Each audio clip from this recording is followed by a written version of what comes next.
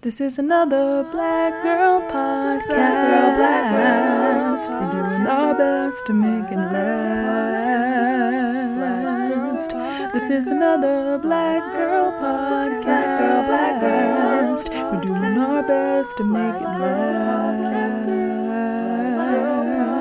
Another Black Girl podcast. Hey everyone, this is your host, Laura, whatever. We have our special guest, Alison, on again. Don't mind the background noise. There are some party festivities going on. We are socially distant, and it's only a few people, and it meets the panoramic standards in the state of New York, so don't come for me. I'm recording this intro in my bathroom, and yeah. Sorry about whatever you might be hearing in the background, but I wanted to get this episode out to you guys because I love you all, and I'm so grateful that you tune in every week for this episode. So, I have some bad news. This is the last episode of the season with Alison that's all about relationships. It has been so great and so much fun to record with her and pick up all of the knowledge, well, not all of the knowledge, but some of the knowledge that she has offered to us and has shared with us. So, I hope you enjoy this episode.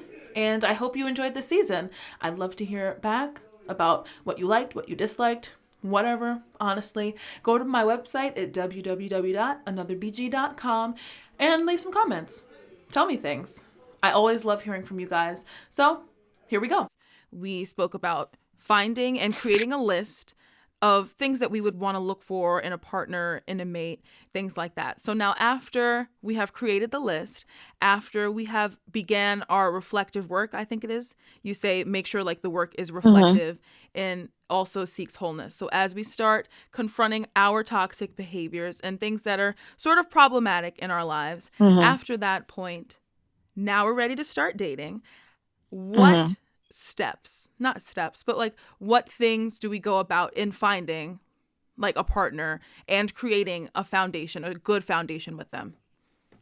Sure. So as you mentioned, we've done some self-reflection. We know some of the unsavory characteristics that we hold ourselves, some of the places that we may not be happy with in our lives, and we begin to put those changes in place, right? So if I know that I'm argumentative, that's not going to be a great characteristic to have. Right. If I know that I'm broke or I can't manage my finances well, if I know that I'm unfulfilled on my job, which causes me to be attitudey and be difficult.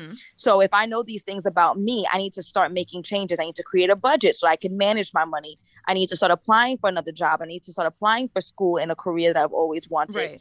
I need to, reflect on why am I so argumentative? Do I feel like my voice is not being heard? And work on those things so that I can be more attractive. Now, when we talk about attractive, we're not talking about external. Right. Obviously, we're talking about internally, because you can be as beautiful or as handsome as you want to be. And then you go on your first set of dates and then you turn people off. They ghost you and you're surprised. Yep. And you don't know what went wrong because you're not aware of how unattractive you're coming across in that regard, right? So you've done that work and you're actively working towards it. It's not something I'd recommend that you have to stop dating and wait until your finances are 100% in order, or wait until you've landed that perfect job so you feel more fulfilled. It's something that you're actively working on, which should improve your behavior. So you've done that. You have your non-negotiables. You know exactly what you're looking for in a mate. So then now what you should be doing, what I recommend that folks do, is they use dating apps in order to find an appropriate match. Now, I know that some folks are not a big fan of dating apps, but during COVID, especially in 2020, they had the most amount of people download dating apps than ever before, because folks came to the realization that this is the most practical way for you to meet people, even with or without a lockdown. But obviously with a lockdown, you're not going to the coffee shop, you're not going to the club, you're not going to Barnes and Noble. So clearly, if I want to meet someone, then this is just the most practical and safe way to do so. Right. So you're going to choose a dating app that's a good match for you. I recommend at least 2 dating apps. And when I say a good match for you, what I mean is that you need to do the research to see whether or not that app was made for you in mind, like with you in mind. So people say, oh, I'm going to download Hinge because my friend found her fiance on Hinge. Or, oh, I'm going to download Bumble because my friend found a girlfriend on Bumble. Like, we're not going with what worked for other people, because what worked for other people may not work for you. You need to do the research. Like Google how many matches, how, if you want to be married, like how many engagements have come from this app, where is this app based, where is the majority of the people who are on the app located, does that match where you're located? If you are looking for a relationship that of someone who's the same race as you, what is the majority of the racial makeup on that app? Right. You know, what is the approach? What makes that app special? Bumble is special because women have to be the first one to take the step in connecting with someone else, a gentleman or another woman. So is that something that fits your desire? Right. Are you prepared to take the first step? So do the research to find an app that is a good match for you, that was made for you in mind. The number one question I get is, what are the best dating apps? And I tell people I can't answer that question, because what's the best dating app for you may not be the best dating app for a white man who's 49, right, or a Native American a woman who's in North Dakota. right. You know what I mean? Like that just might not be a good match. So finding the right app for you by doing some research. So I know some folks might hear this and say, oh my God, is it that serious? Yes, it is. It is. It's kind of like stocks. You look for things like, of course, there's going to be a risk, but you need to find out what fits you. You need to do risk assessment. You need to find out success rate and how many people get returns on it. You know, it's like the same kind of thing. And if it's something you're serious about, it's definitely worth doing the work.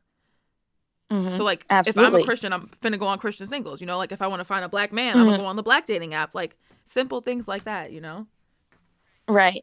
So I spoke about this on my Instagram at Align with Allison, and I posted about this false romanticized ideology that especially a lot of women have. That's, I mean, you can tell me about the ladies in their 20s, but I'll tell you about the ladies in their 30s.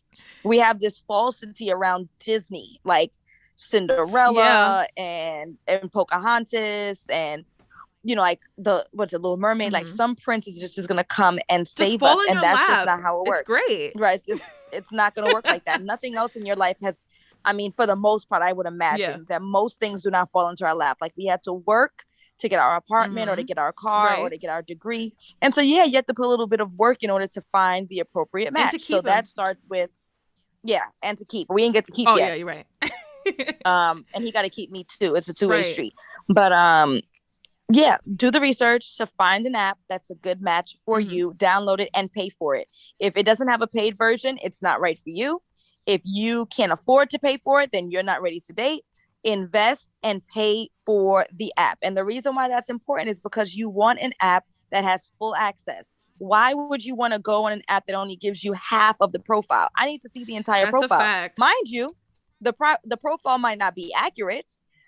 People might be misleading, but at minimum, let me see what you're working with, and then I can judge from there. Versus, oh, you can't see his height, you can't see his location, you can't. Come on, like, what am I on here right, for? like it's wasted time.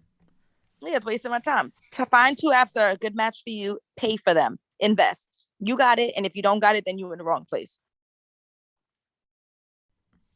And then, okay. After we go on the apps. Oh, and I liked what you said. Sorry, backtracking.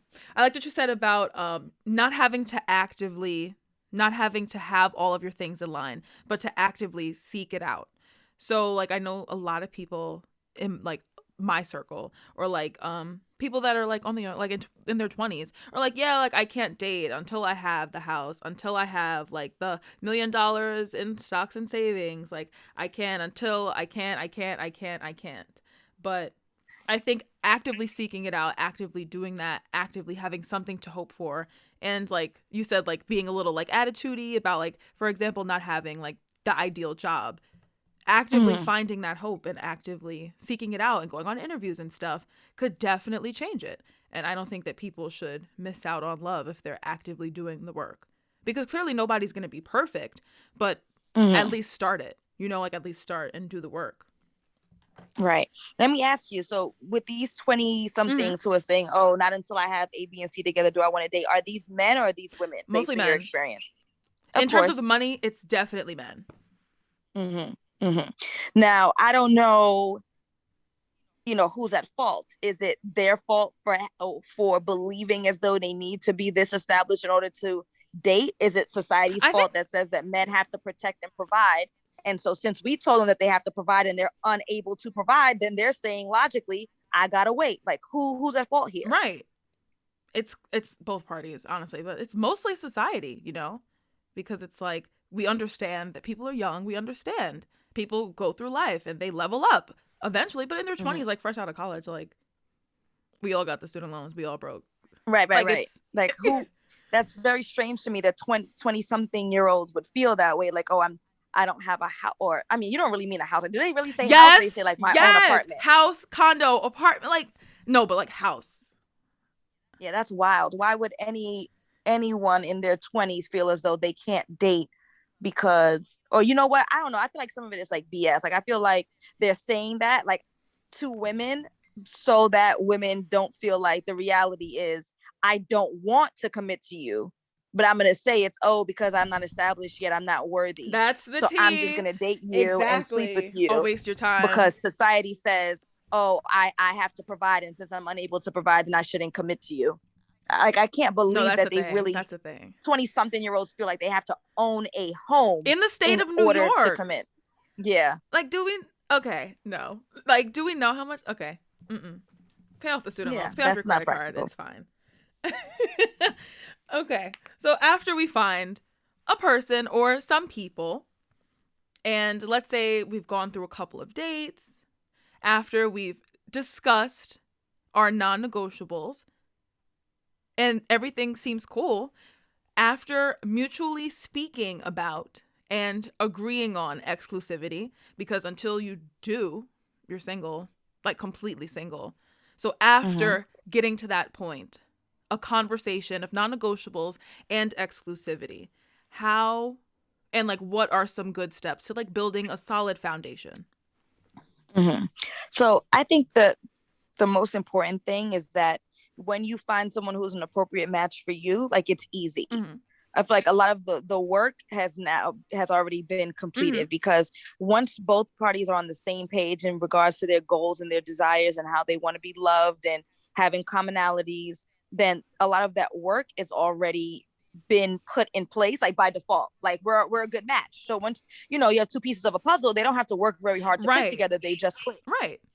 So I don't think that a lot of work needs to be done. I think both parties need to continue to grow and develop as human beings, like continuing to reach for whatever their desires are, so that they don't feel as though one is holding the other one back, or they don't feel as though one is relying on the other too much, or one is dependent on the other one in order to have happiness, right? Like, continuing on that trajectory of wholeness, so that, no one feels like they're being taken advantage of or they're falling behind or whatever. So I think that's important. And then, of course, the regular stuff like communication and understanding. And I think those are things that we all already know. But really, the most important thing is that you're appropriately matched in the first place. Right. If you are appropriately matched in the first place, and a lot of those other things, they just kind of fall into place because we just understand each other.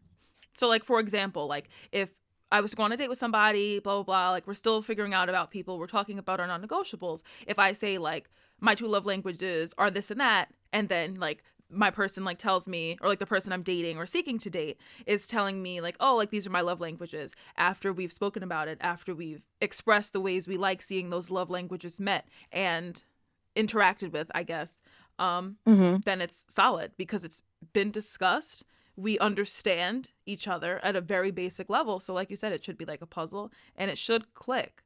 I feel like oftentimes, even speaking about the Disney like generation and how like some people just like expect a prince fall in their lap, great, yada yada, whatever. But with that, the trajectory of that usually ends like at the beginning of their like exclusive relationship. And like in my dating life, I've found that some people think that the trajectory ends once that conversation happens about like exclusivity. And that's it's very no. It's very problematic, like very no. Like the effort must be ongoing, So the trajectory does not end. Like Disney princesses, like it's not, oh, I got him, I got her, I got my person, I got them. Great. No. You have to continue to grow and develop as individuals so that you can continue to build whatever it is that you wanted to build. If it's a family, if it's what's the terminology these days, generational wealth, like whatever your plan is, that you have to continue to that plan. Now, I'm not saying that everything is just going to be so easy. Like sometimes life throws some things into your situation that you don't anticipate, right?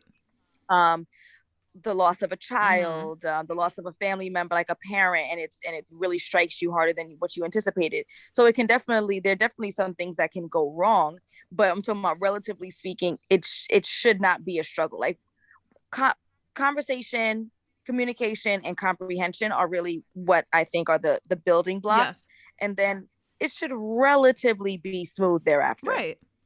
That's fairly it. Like it's simple enough. Clearly the way people resolve conflict and trauma, like you said, like for example, like the loss of a family member, the loss of a baby, like stuff like that can spin a relationship out, and the way they deal with conflict thereafter can create issues, but overall it should definitely be easy. And if it's not, then there needs to be conversations and things need to be revisited. And oftentimes I feel like some people are like, yeah, like I found the perfect person for me, blah, blah, blah. But in reality, there wasn't enough discussion prior to exclusivity.